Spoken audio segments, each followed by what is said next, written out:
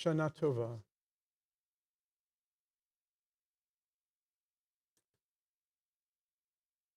This was never going to be a normal High Holy Day season.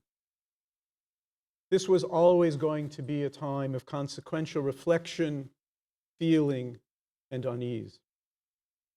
On the eve of this new year, if not continuing during these holy days, we witness a missile attack from Iran on Israel. And I tell you, in this hour, I feel awkward being here in our relative safety and comfort. This is an historic and tense moment. It transcends anything else we might want to think about. When Israel is under attack, the Jewish people are under attack. We too must rise in defense of our people, our inherent rights and dignity, the purpose and meanings of our history and heritage. This moment requires our voices and our advocacy. Now, my intention this morning is to frame the events of October 7th in a way that allows us to honor them, connect to them, and imagine a world beyond them as we greet a new year. On the one hand, those ideas seem inappropriate right now.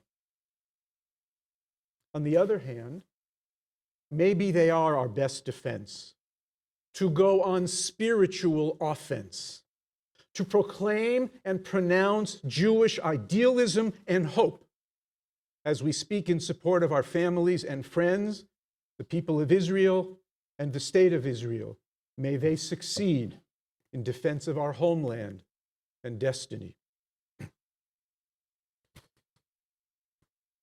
So let me describe for you a scene that haunts me until this day. The front section of a bright blue car grabs my attention. Its headlights appear to be eyes peering outward. Its grille flashes an eerie sneer. Its tires seemingly hang in midair as if wanting to get away. Protruding from the middle of a pile of countless burnt vehicles, this bright blue car stares at me. Sorrowfully, I am left wondering who drove it to the Nova Music Festival on October 7th, 2023. The site of the Nova Music Festival, 5 kilometers east of Gaza in Israel's Re'im Forest, is a place of sad pilgrimage for those emotionally able to visit. Last April, I and others from our congregation and the San Diego Jewish community traveled there. We walked among the 400 individual makeshift memorials and pictures and biographies of each victim murdered that fateful day. One of them drove that bright blue car to the party. I can only imagine.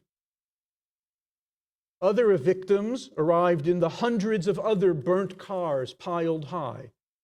And to the side of this unbelievable scene of piled high burnt cars, to the side there are the terrorists' destroyed motorcycles and trucks with their rifles. It is an unnerving place, reminiscent of Yad Vashem, where piles of eyeglasses and shoes are on display. 40 or so people were taken hostage at Nova. Their pictures, along with those who perished, are posted on a large signboard at the entrance to the park. Recalling that bright blue car, wondering about the driver and his or her personality, I look out at all of you today for comfort. I see here a vibrant synagogue community gathered to affirm what is right, gathered to affirm what is good, in a world where so much is not. This is a momentous moment. Israel's war against Hamas, Hezbollah, and now Iran, and all of the turmoil and tension connected to it impact us. And my sincere hope is that we sit here as a community in unity today.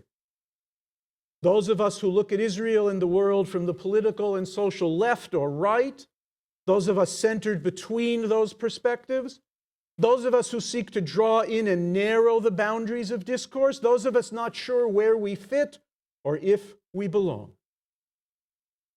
In the next minute, whether you agree or disagree with me is not important. Some of you will agree. Others of you may not. What matters is our willingness to think together, to think critically, to think ethically, to think spiritually, and we must think Jewishly, and at all times we must be respectful. Our different opinions reflect our personal moral compasses. They express how we each think about what's happening, connecting us to what was this past year and what remains a transformative and tragic event in Jewish history. And our personal perspectives may change. We are not the ones making decisions about the war's conduct. And those with whom we disagree in a circle of family or friends, we love them, and maintaining our relationships is more important than agreeing or not on what's out of our control. The events of October 7th and their aftermath overwhelm me. Israel is in distress, which means I am too, as are many of you. And I know this because we talk about it, we commiserate, we support one another. The core emotional focus of my life, other than my family and extended family of friends, is caring about Jews and Judaism, Israel and the Jewish people. How many of you are from Israel? How many of you have family and friends in Israel? How many of you have lived in or visited Israel? Israel is the fulfillment of Jewish peoplehood. Israel enables complete consciousness of Jewish being, identity, and purpose. No other land, no other place allows Jews this wholeness. That's why our bond is so very emotional and compelling, why many of us feel it so personally. So to speak honestly with you, I first must be honest with myself. The horror of Hamas's brutal, evil October 7th attack and all that currently takes place challenge assumptions about hopes for Israeli-Palestinian coexistence I once held.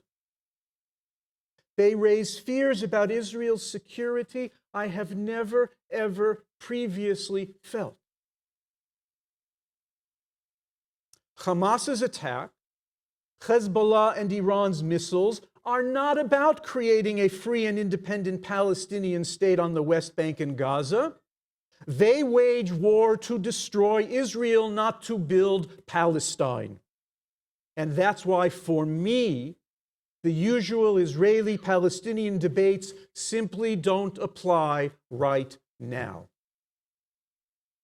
Too many around us, and too many around the world, don't understand this.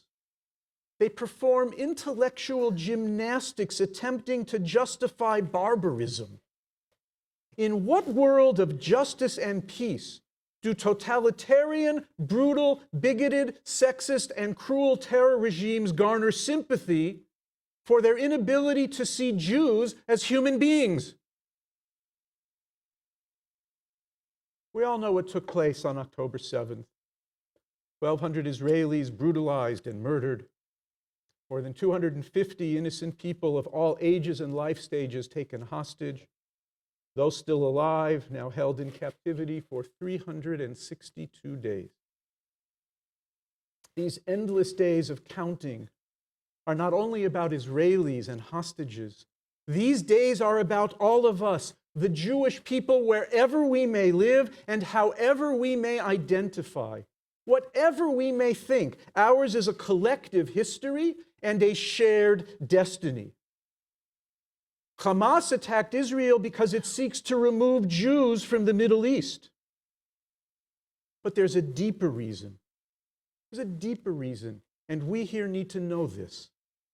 In the Middle East, Israel represents Western civilization in the 21st century. Israel represents the world and the civilization we live in. Hamas, Hezbollah, and Iran cannot abide that. I join with those Israelis who understand that this battle is about something even deeper than who we are as Jews. This is an existential fight for Israel. It is also about who we strive and desire to be as human beings and the way we envision the world. Following October 7th, we've watched the devastatingly difficult and tragic war Israel wages against Hamas in Gaza, and now against Hezbollah in Lebanon, and perhaps Iran too. Instead, we have to think critically, ethically, Jewishly. So let's think. War violates the core ideals of a healthy society. War imposes on combatants and civilians alike an unbearable reality. And I can't evaluate or comprehend that failure and pain by the standard of my comfort and distance. By its nature, war is corrosive. Death and destruction weaken our souls and the power of our values. We defend our history and heritage against those who abuse or misconstrue. We defend our people in circumstances both external to our community and internally between us, circumstances we cannot control and do not always endorse. War, even when just and in self-defense, unavoidably involves violations on the moral margins. Which is why we can affirm two things at the same time. Israel is just in its war against terror, and too many people suffer. The destruction upsets us, while an acceptable resolution eludes us. Israel's battle against unbounded enemies, so enmeshed in what should be the infrastructure of civil societies, is unprecedented. We cry deep and real tears of compassion for all who mourn, for all who hurt, for all who suffer. This includes Israeli civilians of all ages and life stages, soldiers, and innocent Palestinians in Gaza and Lebanese in Lebanon. We pray for them all. We care about them all. We yearn for peace. We recognize how truly complicated is this strained coexistence between Israelis and Palestinians. Our hearts break. We deeply hurt. We cherish peace and human dignity above all else. But our real purpose today is spiritual and not geopolitical. We do not pray for war. We pray for the peace the war must enable and birth. So think with me. Not since World War II have we Jews faced as complicated a challenge as we face today. And what's the challenge? Living according to the spiritual ideals and sacred teachings of Judaism at a difficult time of war. In this chaotic and confusing world, we need to derive strength and resolve to be secure in who we are, to be secure in what we believe, to be secure in how we choose to respond and live. Tzapita liyeshua? Did you hope for redemption? That Talmudic question is how Jews respond to what disturbs us.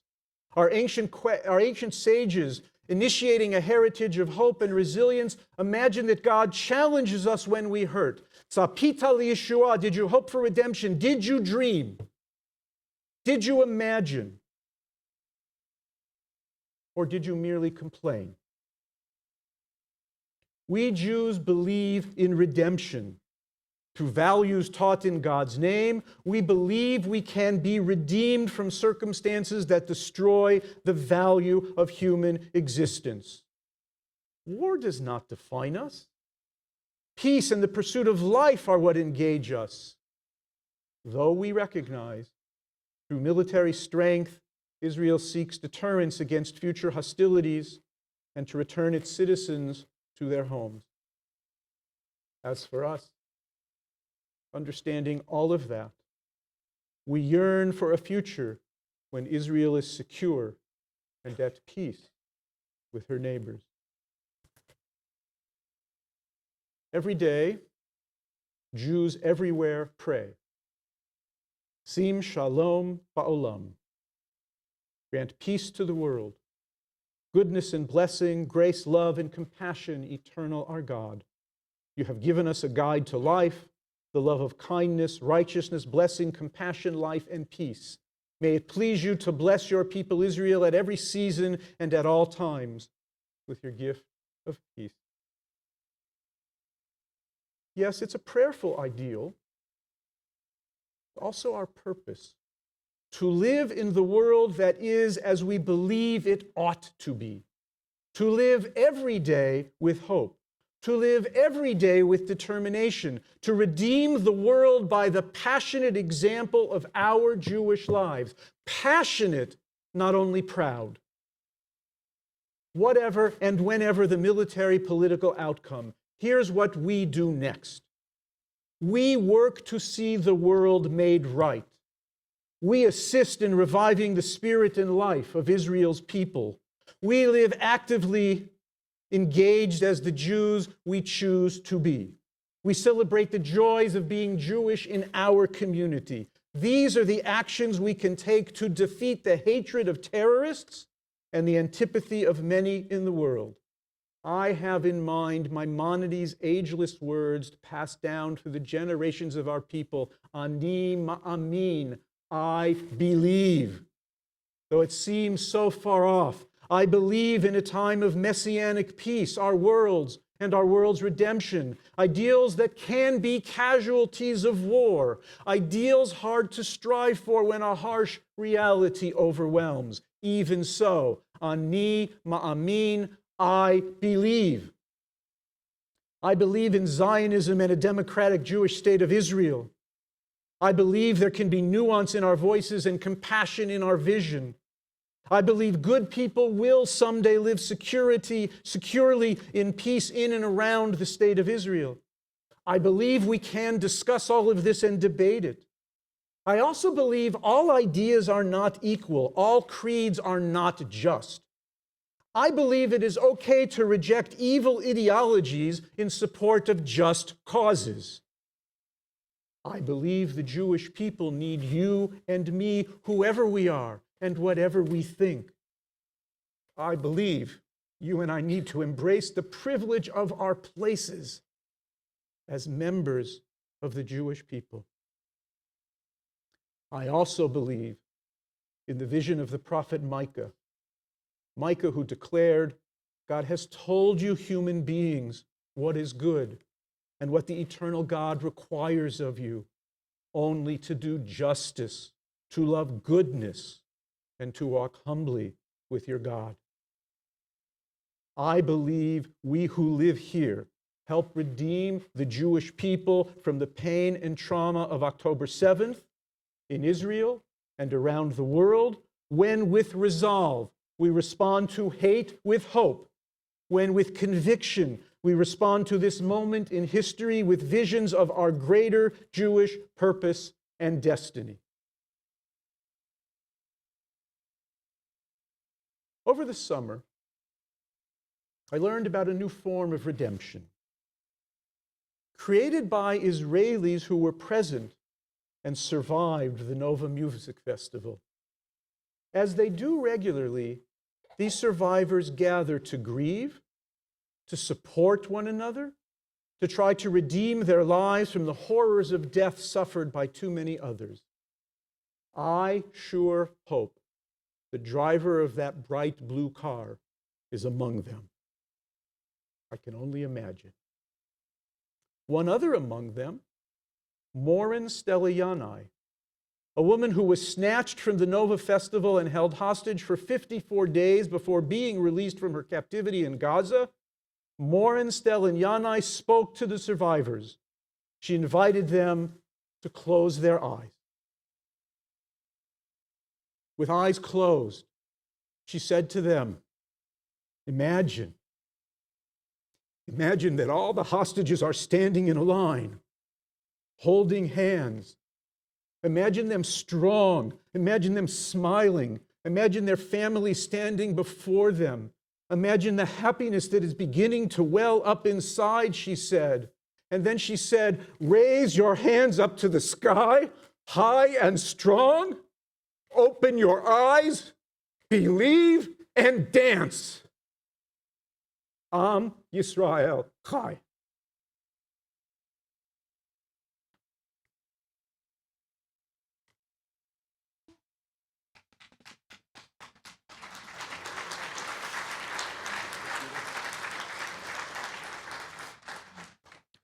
ללא מילים, ללא תחושות, אין מנוס ממחשבות.